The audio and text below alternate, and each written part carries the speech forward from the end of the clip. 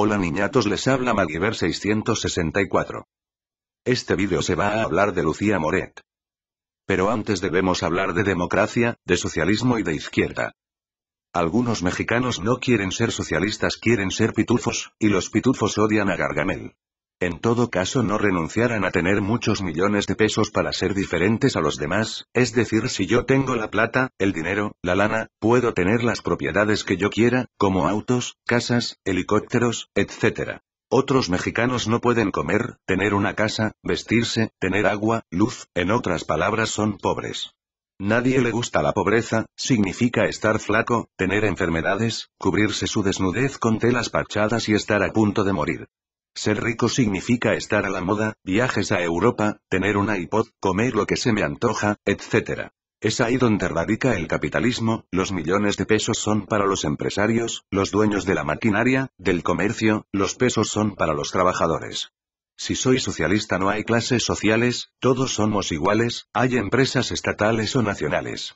Un pobre por eso desea ser perredista, encaja perfectamente. El PRD, un partido democrático, que tiene un odio muy grande a los pitúcitos, pues como no iban a odiar a estos desdichados si se robaron la silla grande. Además ya le tocaba a la pandilla roja dirigir este país. Nomos hijos de papá pitufo. Lo bueno es que perdieron esta vez, en las elecciones de 2009. Ser de ultraizquierda es ser marxista o leninista, y odian a los ultraderechistas, los del Yunque, estos hijos de Benito Mussolini. Aunque estos ultraderechistas deberían ser nacionalistas, son multinacionalistas. Los liberales o neoliberales son para los panistas, libertad para los socialistas. No es malo que nos inscribamos al PAN o al PRD, la gente no puede pensar igual, todos somos diferentes, es por eso que nadie te puede detener si de alguna manera estás sobresaliendo. Y de ahí podemos hablar de Lucía Moret, es una chamaca diferente, nada más que escogió el camino malo, el pensar que podía acabar con la pobreza y la injusticia, si sabía un poco de las FARC. Ahora que estaba leyendo el periódico vi que Lucía Moret, la quieren extraditar a Ecuador porque siempre sí, era una guerrillera. ¿De dónde salió esta chamaquita? Pues no quiero decir esto, pero salió de la UNAM, ahí sí la reconocen como alumna y de excelente promedio. Según la versión de Lucía Moret, un día la invitaron y a estos estudiantes, a que fueran a Ecuador a hacer teatro comunitario. En otra entrevista menciona que fue a hacer turismo, para saber la realidad ecuatoriana, visitar algunas universidades, investigación etc. Seguramente, para muchos, es muy grande la emoción de ir a otro país y más si se va a la selva a convivir con otra gente. Y al llegar a ese país, pues se hechizaron, quedaron estupefactos, de poca madre. Y como siempre te pueden llegar individuos a convencerte. Ven a ver cuál es mi lucha. ¿Cuáles son los problemas que vivimos en Ecuador? Ven, acompáñanos, te va a encantar el lugar que te voy a llevar. Muchos jóvenes se sienten liberales, ecologistas y sienten que pueden ir a tocarle las barbas a Dios, ¡qué increíble! Como en México se sabe mucho de las FARC y estos chamacos querían saber un poco más, pues más les encantó esta idea. Aunque Lucía Moret nos dice que no sabía nada, se fueron encaminando a ese lugar, y para ello era necesario quedarse en una casa y de ahí iban a viajar a ese lugar, total que los llevaron a los campamentos. Convivieron a lo grande, toda clase de sorpresas, bailes, comida, festejar el cumpleaños del comandante Raúl Reyes, romper la piñata, etc. Desafortunadamente un día, fue terrible, cayeron bombas, se cimbró toda la tierra, la gente gritaba, mataron al número 2 de las FARC, pero también mataron a sus compañeros, etc. Después de ese bombardeo, la mujer quedó mal herida en la nalga y en una pierna, se menciona que le dispararon en esas zonas del cuerpo. Los yardos ecuatorianos curan los pies de Lucía y le cuestionan, como se ve en un vídeo. Todo México se enteró de ese operativo militar, hecho por colombianos. Después de ese bombardeo, la mujer herida y reposando en un hospital de Ecuador. Se fue a refugiar a Nicaragua. Hay vídeos en donde hay pláticas entre la mamá de Andrea, su segundo nombre, y un fulano. Organizándose tal vez para poder regresar a México. La mamá de Lucía, Andrea, en un vídeo se escucha que está preguntando qué hacer con la laptop de su hija, el fulano simplemente le dice que debe formatear su máquina más de 3 veces porque hay software que puede recuperar la información aunque el disco duro es formateado. Al regresar a México parece como si fuera una heroína, vean cómo le levantan la mano como si hubiese ganado una pelea de box. Sus compañeros la apoyan, le gritan, etc. Hasta el PRD le dan todo su apoyo, la reciben en el aeropuerto. Y yo tengo todavía dudas, me da la pinche impresión que esta mujer quería luchar en Colombia o Ecuador, porque en una entrevista con Carmen Arestegui dice que la apoyo Felipillo, y después lanza su odio a Álvaro Uribe, el presidente de Colombia. Otra duda es, si en realidad fuera una investigadora, debió traer una grabadora para hacer sus entrevistas, mínimo una pinche pluma y unas pinches hojas, y una serie de preguntas como, ¿qué es lo que hacen? ¿A qué se dedican? ¿Porque el actual gobierno no han podido resolver los problemas de Ecuador? ¿Creen que implantar el socialismo va a acabar con la pobreza? Etcétera. La entrevista es una herramienta necesaria para hacer una investigación social de campo.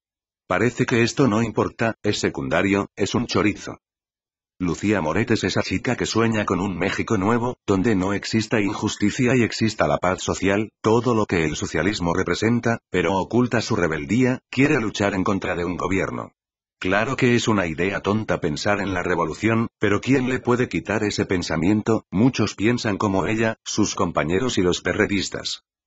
Yo sé que hay muchos que están pensando enviarla a psiquiátrico a esta mujer, darle choques eléctricos, secuestrarla y meterle la fina idea del fascismo, pensar en una misma idea, hasta quemarla en leña verde si es preciso, que sufra lo que sufre una persona secuestrada.